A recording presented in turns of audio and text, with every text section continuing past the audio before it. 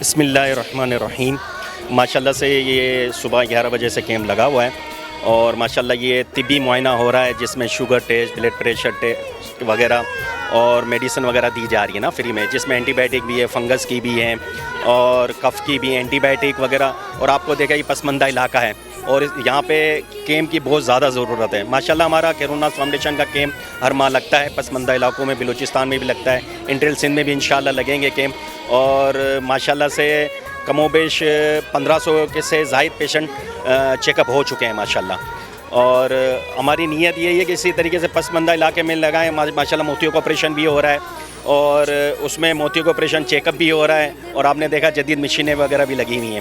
اور یہ ہمارا مقصد ہے، اس مقصد کو لے کے چلنا ہے اور ہم مشترکہ کیمپ لگاتے ہیں۔ یہ مشترکہ کیمپ لگانے کا فائدہ یہ ہے کہ ایک تو اللہ تبارک تعالیٰ کا فرمان ہے کہ نیکی اور پرہیزگاری کے معاملوں میں ایک دوسرے کے مددگار ہو جاؤ۔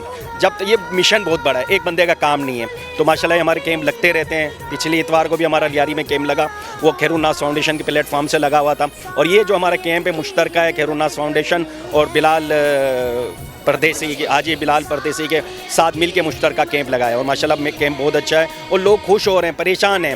اور ماشاءاللہ خیر الناس فاؤنڈیشن کا مقصد بھی یہی ہے، صحت، تعلیم اور روزگار۔ اور الحمدللہ جو مین خیر الناس فاؤنڈیشن کا جو مقصد ہے نا، سادات ہو گئے، عباسی ہو گئے، علوی ہو گئے، مفتی ہو گئے، عالم ہو گئے، مسجد کے امام، مؤذن، خادم کے لیے صحت بھی فری ہے، تعلیم بھی فری ہے اور انشاءاللہ روزگار کا بھی سلسلہ جاری ہے۔ اور ان کی بچوں کی شادی وغیرہ بھی خیر الناس فاؤنڈیشن کروا رہی ہے۔ ابھی ماشاءاللہ 15 فروری کو بھی ایک شادی ہوئی ہے، اللہ کے فضل و کرم سے۔